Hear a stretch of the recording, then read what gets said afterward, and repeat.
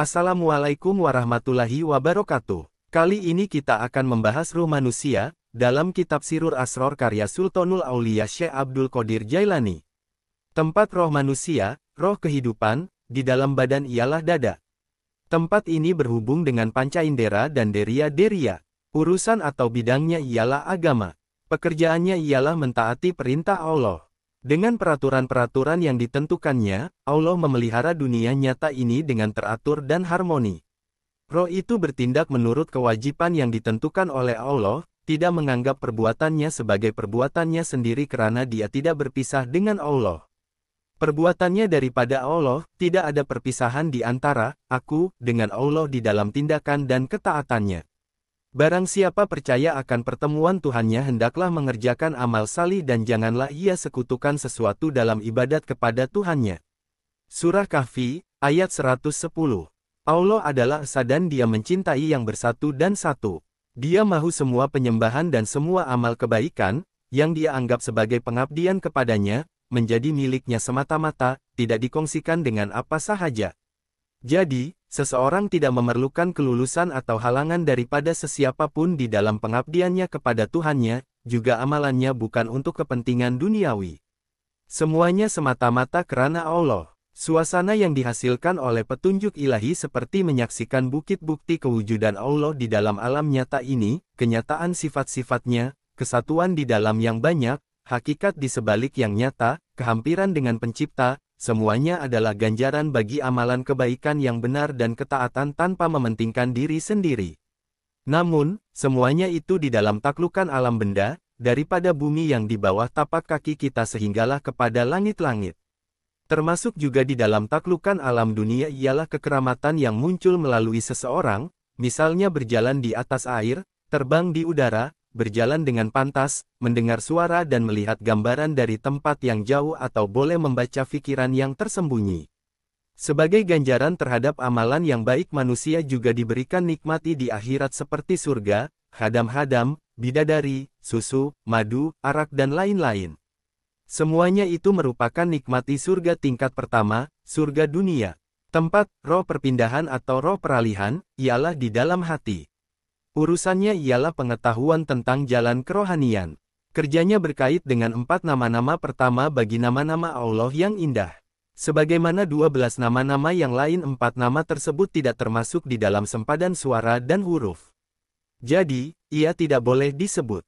Allah yang Maha Tinggi berfirman, dan bagi Allah jualah nama-nama yang baik, jadi serulah dia dengan nama-nama tersebut. Surah Araf, ayat 180. Firman Allah di atas menunjukkan tugas utama manusia adalah mengetahui nama-nama Tuhan. Ini adalah pengetahuan batin seseorang.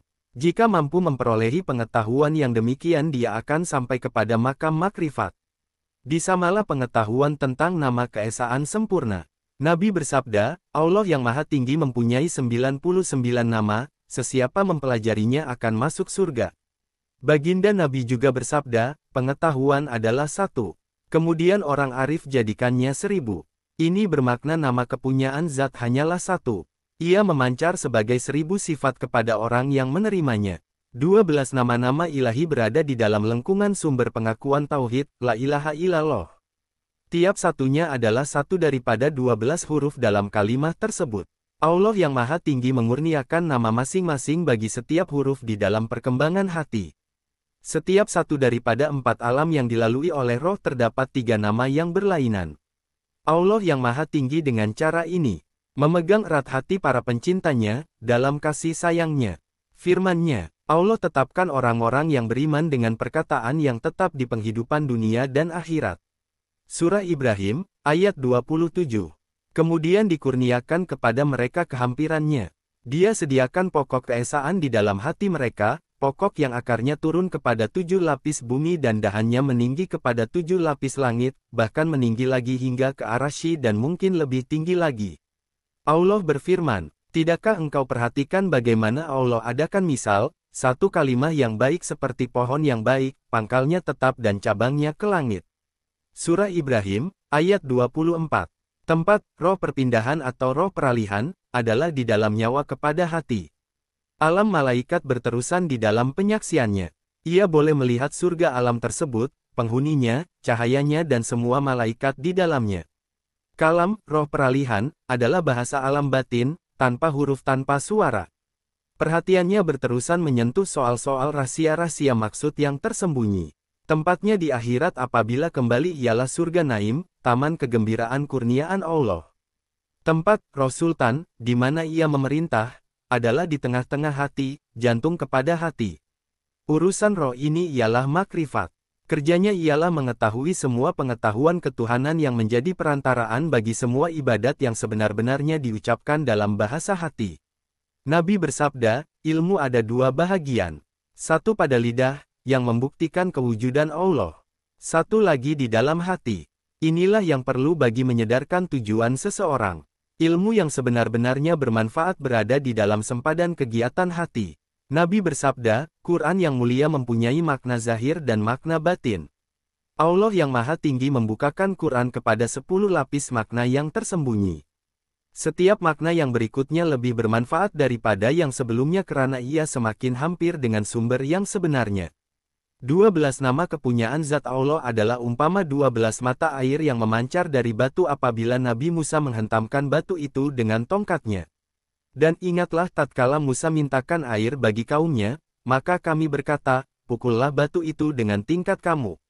Lantas terpancar daripadanya 12 mata air yang sesungguhnya setiap golongan itu mengetahui tempat minumnya.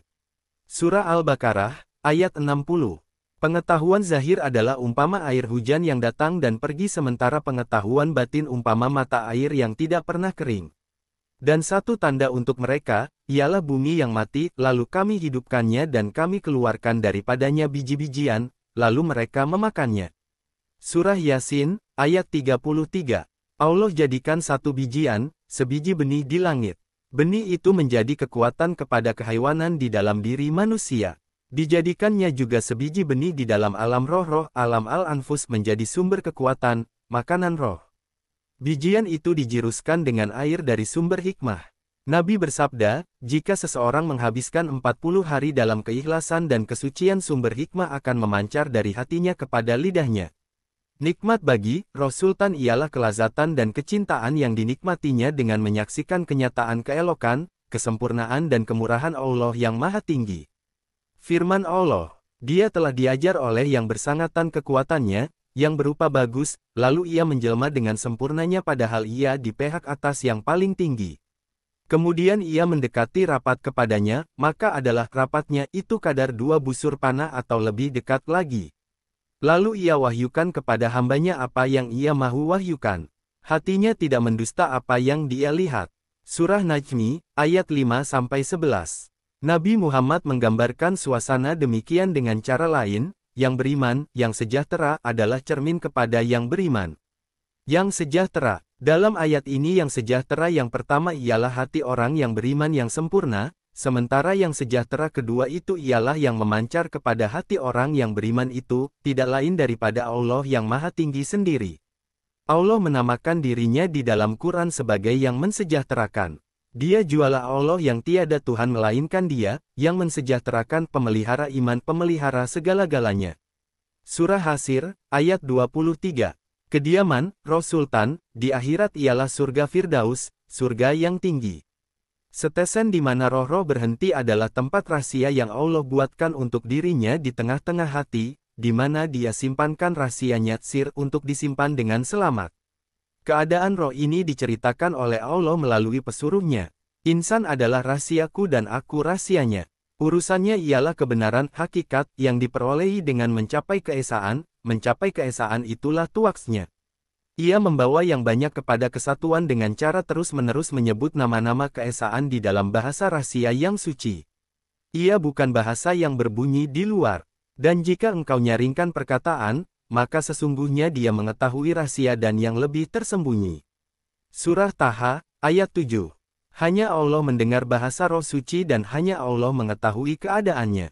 Nikmat bagi roh ini ialah penyaksian terhadap ciptaan Allah yang pertama. Apa yang dilihatnya ialah keindahan Allah. Padanya terdapat penyaksian rahasia, pandangan dan pendengaran menjadi satu.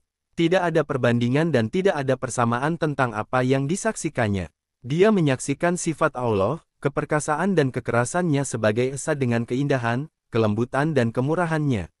Bila manusia temui matlamatnya, tempat kediamannya, bila dia temui akal asbab, pertimbangan keduniaannya yang memandunya selama ini akan tunduk kepada perintahnya, hatinya akan rasa gentar bercampur hormat, lidahnya terkunci. Dia tidak berupaya menceritakan keadaan tersebut karena Allah tidak menyerupai sesuatu. Bila apa yang diperkatakan di sini sampai ke telinga orang yang berilmu, mula-mula cobalah memahami tahap pengetahuan sendiri. Tumpukan perhatian kepada kebenaran hakikat mengenai perkara-perkara yang sudah diketahui sebelum mendongak ke ufuk yang lebih tinggi, sebelum mencari peringkat baharu, semoga mereka memperolehi pengetahuan tentang kehalusan pelaksanaan ilahi. Semoga mereka tidak menafikan apa yang sudah diperkatakan, tetapi sebaliknya mereka mencari makrifat, kebijaksanaan untuk mencapai keesaan.